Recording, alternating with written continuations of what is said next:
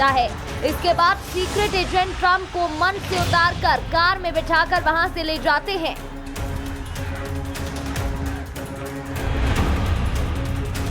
हमले के बाद ट्रंप की सुरक्षा में तैनात स्नाइपर्स ने एक हमलावर को वहीं ढेर कर दिया। वहीं एक हमलावर को गिरफ्तार कर लिया गया।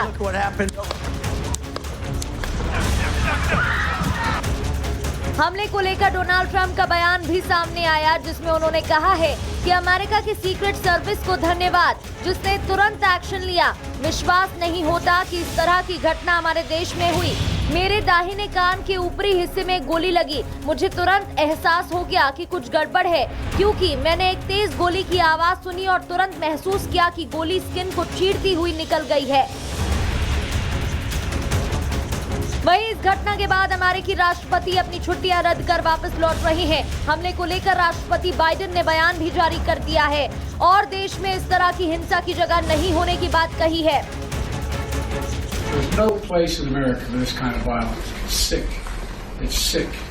It's one of the reasons why we have to unite this country. We cannot allow for this to be happening. We cannot be like this. We cannot condone this. And so, look what happened. Donald Trump पर हुए इस हमले की पूरी दुनिया में निंदा हो रही है। प्रधानमंत्री मोदी ने भी इस हमले को लेकर सोशल मीडिया एक्स पर पोस्ट किया है। मेरे मित्र पूर्व राष्ट्रपति डोनाल्ड ट्रंप पर हुए हमले से बेहद चिंतित हूं। घटना की कड़ी निंदा करता हूं। राजनीति और लोकतंत्र में हिंसा की कोई जगह नहीं है। उनके शीघ्र स्वस्थ होने की कामना करता हूं। Take a look what happened.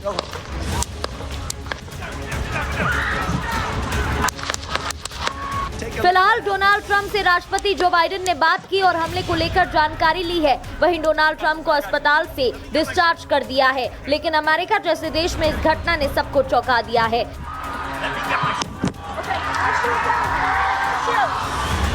Bureau report, Republic Bharat.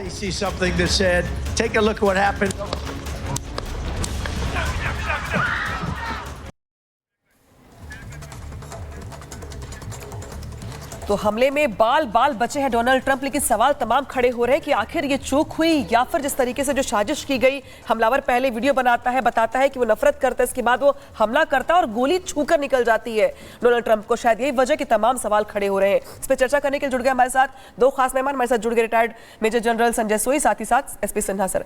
SP Sinha sir, मैं शुरुआत आपसे कर रही हूँ। तस्वीर देखी होगी आपने, ट्रंप पर एक नहीं, दो नहीं, बल्कि 8 राउंड की फायरिंग होती है। हालांकि किस्मत वाले हैं ट्रंप जो बच गए, लेकिन तमाम सवाल खड़े हो रहे हैं इस हमले को लेकर के और लापरवाही को लेकर भी।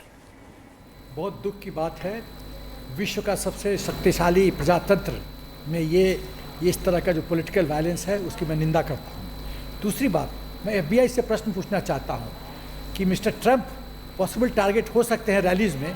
ठीक है सर, मैं आपके पास लौटूंगी, लेकिन चूंकि आपकी ऑडियो में कुछ दिक्कत आ रही है उसको ठीक किया जाएगा अभी। संजय सोई सर, ये सवाल आपसे भी है मेरा कि दरअसल जो ओपन रैलियां होती हैं, इसमें वैसे तो ओपन रैली कोई भी आ सकता है, लेकिन कुछ तो पैमाना होगा, कुछ तो पैरामीटर होगा चेकिंग का। एक शख्स कैसे घुस जाता है रैली के अंदर, वो भी हथियार के साथ?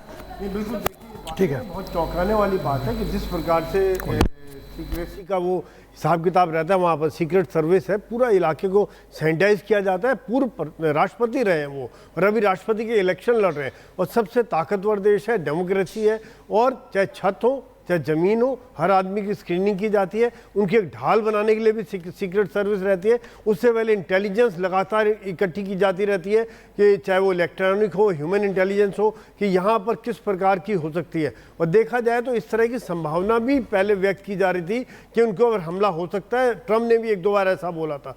अब ये जो देखा जाए तो यहाँ पर हमला एक लोन वोल्फ अटैक है, और जिसने AR टाइप की राइफल का इस्तेमाल किया, जो अमेरिका में खुलेआम मिलती हैं और हर आदमी के पास राइफल है।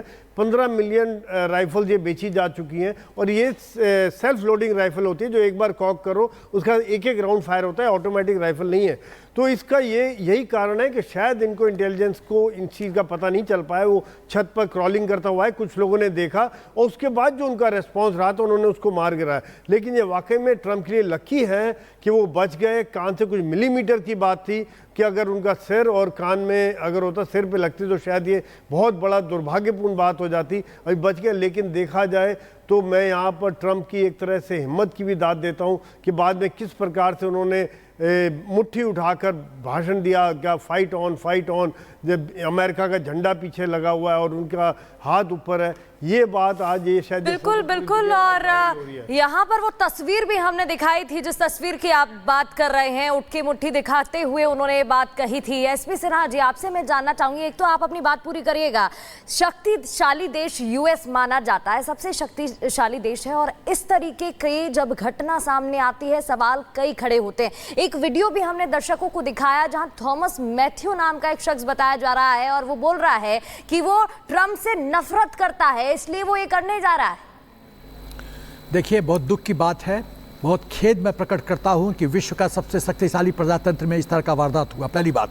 दूसरी बात, मैं एफबीआई से प्रश्न पूछना चाहता हूं कि बुलेट प्रूफ स्क्रीन क्यों नहीं प्रोवाइड किया गया? जब आदमी थ्रेट परसेप्शन पे अपना पूरा इंटेलिजेंस नेटवर्क लगा के सिक्योरिटी कवर प्रोवाइड करता है, तो ये तो पॉसिबिलिटी है कि ट्रंप जी पे अटैक होगा, और ट्रंप जी ने खुद कहा है कि मुझ पर अटैक हो सकता है, तो बुलेट प्रूफ स्क्रीन क्यों नहीं? दूसरी बात, सबसे बड़ी बात जो मैं कहना चाहता हूं, कोई भी क्राइम के पीछे में सबसे बड़ा कारण जब एनालाइज करती है पुलिस, तो कहती है किसको फायदा होगा और किसको सबसे ज्यादा डर था। फायदा किसको होगा? स्वाभाविक है, पॉलिटिकल फायदा किसी पार्टी को जाएगा, तो क्या उसके पार्टी के लोग इन्वॉल्व हैं? दूसरी बात है, किसको डर है? डर है जो इलीगल इमिग्रेंट्स हैं अमेरिका में, जिसको ट्रंप ने कई बार बोला है कि हम टारगेट करेंगे, उनको उठा के बाहर फेंकेंगे।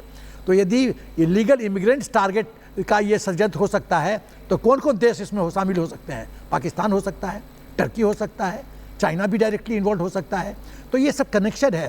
तो जी, दूसरी बात जो मैं कहना चाहता हूं कि जब इस तरह के जो वीवीआईपी टारगेट हैं, तो एक कॉर्डन होना चाहिए कि किसी भी एंगल से, चाहे छत पे हो, कहीं से पेड़ से हो, आप यदि टारगेट कर रहे हैं उस वीवीआईपी टारगेट को, तो स्क्रीन होना चाहिए जो उसको ब्लॉक करे। आप बिल्कुल सही कह रहे हैं कि सुरक्षा के लिहाज से कड़े इंतजाम होने चाहिए। सिक्योरिटी लैब्स है, वही, it is a major security lab, it's a disgrace on the part of American intelligence कि आप अपने एक्स प्रेसिडेंट को नहीं बचा सकते। बिल्कुल। संजय सोनी जी, इसलिए सवाल खड़ा होता है, देखिए एक 20 साल का लड़का AR-15 स्टाइल राइफल लेके आता है, इतनी इजीली वो मिलती भी नहीं है, तो सबसे बड़ी चूक ही ये माने, इसके बाद तभी तमाम सवाल यहाँ पर खड़े होते हैं। जांच पड़ताल हालांकि इसको लेकर के होगी।